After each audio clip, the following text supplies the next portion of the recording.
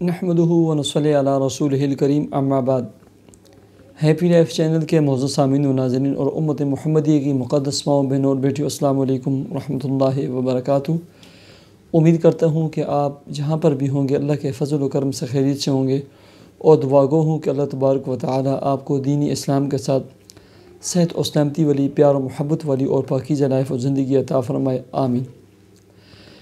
پیارے سامعین و ناظرین، بہت سارے دوست احباب، مائیں، بہنیں، بیٹیاں واٹس ایپ پہ ایسے ویڈیوز کے کمنٹ سیکشن میں لکھتے رہتے ہیں، بندش کے لیے، کاروباری بندش کے لیے، رشتوں کی بندش کے لیے، جاب، ملازمت، کاروبار میں ترقی کے لیے قرضوں کی ادائیگی کے لیے وظیفہ۔ پیارے سامعین و ناظرین، میں عمومی طور پر تقریباً ہر ویڈیو میں کہتا رہتا ہوں، آپ 5 کاموں کا اہتمام کریں، اور میرے تمام وظائف کے لیے ہر اس شخص کو میں اجازت دیتا ہوں جو ان 5 کاموں کا اہتمام کرتا ہو۔ سب سے پہلے نمبر پر نماز کا اہتمام کریں۔ دوسرے نمبر پر دعا کا اہتمام کریں۔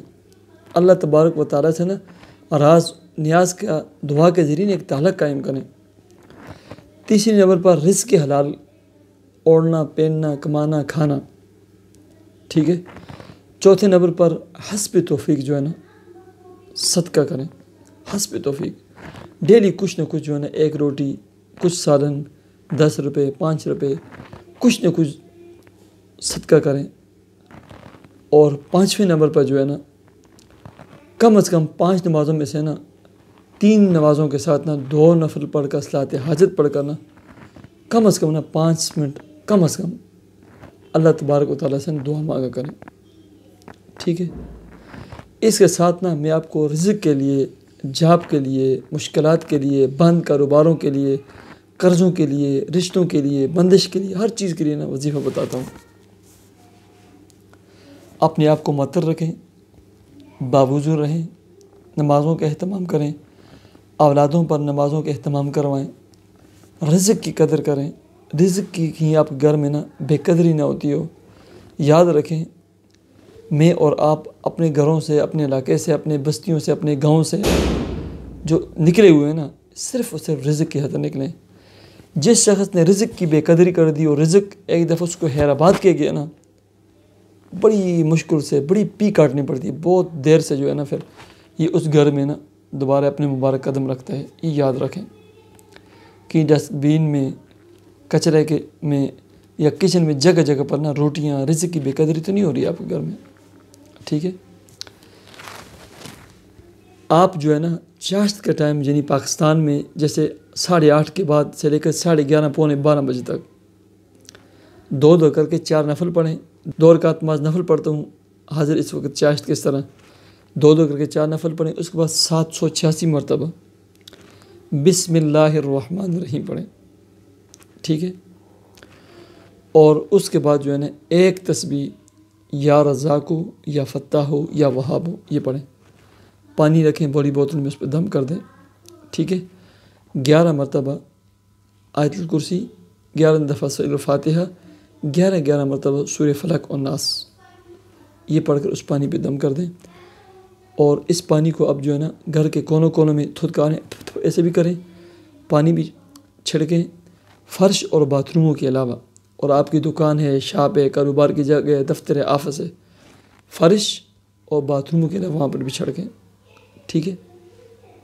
گھر اور شاپ، دکان، آفس، دفتر جب بھی داخل ہوں، السلام علیکم ورحمۃ اللہ وبرکاتہ پڑھ کر داخل ہوں۔ اس کے بعد 1 مرتبہ سورہ اخلاص پڑھیں، ٹھیک ہے۔ یہ کام کریں، یہ پانی صبح شام چھڑکیں۔